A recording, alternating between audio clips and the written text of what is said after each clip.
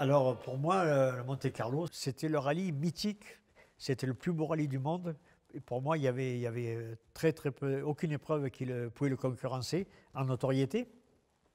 Et donc, quand j'ai pu avoir mon permis de conduire et les premières courses, j'ai commencé déjà d'imaginer Monte-Carlo un peu plus tard, le plus tôt possible, mais je ne pouvais pas le faire à l'époque de la Gordini, par exemple. Je n'avais pas du tout les moyens pour pouvoir le faire. C'est arrivé 3 ans après, en 1970. Et en 1970, j'avais une Opel cadette à cette époque-là.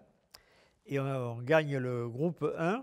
On fait de très bons résultats dans les spéciales. C'était pour un premier, on avait un seul véhicule d'assistance qu'on voyait une fois toutes les 3 ou 4 spéciales. Donc au niveau des choix pneumatiques, c'était très compliqué parce qu'il m'arrivait de faire une spéciale avec des clous parce qu'il y avait de la neige. La spéciale suivante était sur le sec. J'avais pas d'assistance, donc on détruisait les 3 quarts des clous.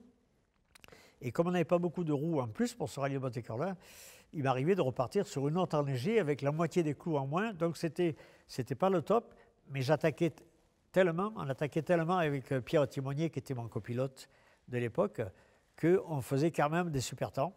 Et on a gagné. Alors ce qui était un peu marrant, toujours on regardait les chronos, on avait le numéro 30.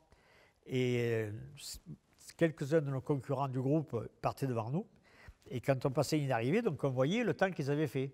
Et quand on faisait les meilleurs temps, Pierre Timonier, entre les 2 sièges, il avait une petite bouteille de whisky, je crois, avec 2 petits gobelets. Et donc, quand on avait fait le meilleur temps, hop, un petit gobelet chacun, on trinquait, on buvait, et hop, à la spéciale suivante.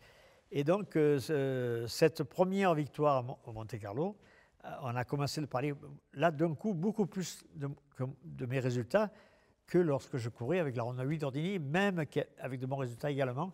Mais là, beaucoup de chefs d'écurie, de team managers ont commencé de s'intéresser à moi. Le directeur de Lancia, qui était César Furio, le directeur d'équipe Ford. Enfin, il y a eu plusieurs... ils m'ont contacté, ils sont venus me féliciter. Enfin, j'ai eu une notoriété qui a grandi assez vite après ce Monte-Carlo 70. Et après, on gagna en 1971 le groupe 2 avec une autre Opel cadette, donc le groupe 1 modifié. En 1972, c'est avec l'Opel Ascona groupe 1. Donc 70, 71, 72, 3 victoires. Et là, vraiment, je commence à faire partie des pilotes dont on parle un petit peu partout dans la presse. Quand on me pose la question, quel est ton meilleur souvenir dans les rallyes, il y a eu des victoires, mais je cite souvent ce Monte-Carlo 78, où nous finissons 2e au classement général, derrière Jean-Pierre Nicolas qui avait une Porsche 3 litres, et Guy Fréclin qui avait la même voiture qui terminait 3e. Donc pour Renault, ça a été un résultat extraordinaire. Et il y a eu quelques aventures. Enfin, c'est vrai que Michelin nous avait fourni de très bons pneus et beaucoup, beaucoup de neige. Une des plus grosses années de neige cette année-là, partout, même sur les parcours de liaison, partout. Et à un moment donné, avant le départ d'une spéciale, je tombe sur un éboulis dans la montagne qui me casse 2 roues, les 2 roues de gauche. Je crois que c'est les 2 roues de gauche. Oui. Et on a pu changer une roue, mais on n'avait qu'une roue de secours. Et il passe notre chef, Patrick Landon, avec sa Renault 16, et on a mis à l'arrière une roue de Renault 16. Donc la voiture était un peu bancale, mais la spéciale suivante, on s'est adapté très vite et finalement le temps a été très correct. Après, on a pu remettre nos roues normales, celles qu'il fallait, à la voiture, et on a fait plusieurs temps scratch. On a failli gagner le rallye. On termine à une petite minute de Jean-Pierre Nicolas. Et là aussi, on a beaucoup parlé des planches à roulettes. Aïe! Au Tour de Corse 79, on avait une Renault 5 Alpine. Et avec Jean-Marc, et Darniche avait la Lancia Stratos. Darniche était en tête de la course et nous étions seconds. Et on avait un parc de regroupement de demi-heure à Cuenza, un peu dans le centre de la Corse, là-haut, centre-sud de Corse. Et j'ai dit à Jean-Marc Andrier, tu me suis avec la 5 Alpine, tu pointes, tu me suis.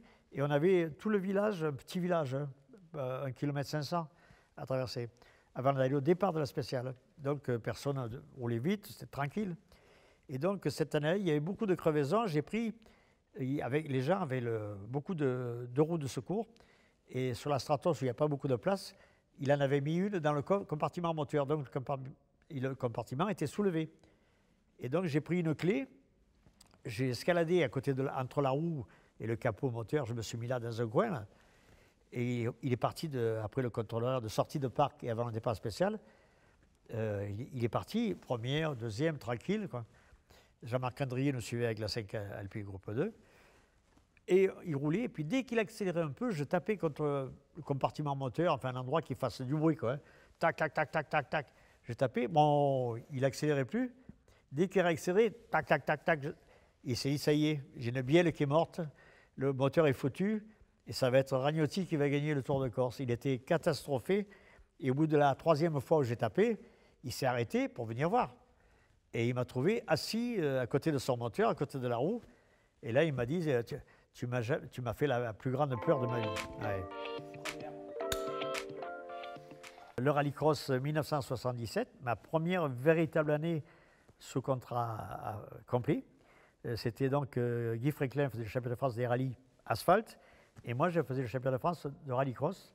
Et donc c'est 77 et on a gagné toutes les épreuves sauf une, je crois. Et donc avec la 310 V6.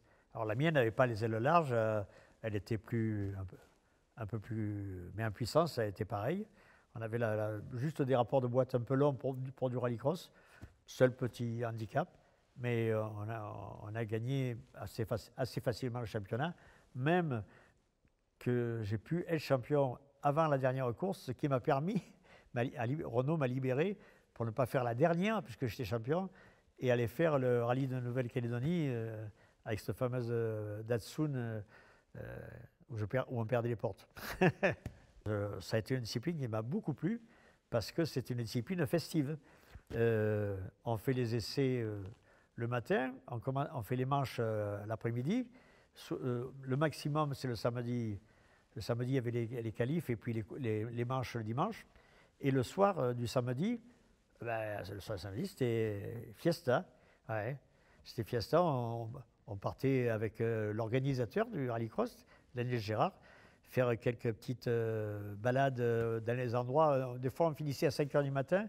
Quand on rentrait le soir, on cherchait les mariages qui n'étaient pas finis. Et on finissait au mariage. Et après, on dormait 2 heures, 3 heures. Et puis après, une bonne douche. Et on était prêt à remettre ça pour le dimanche et gagner.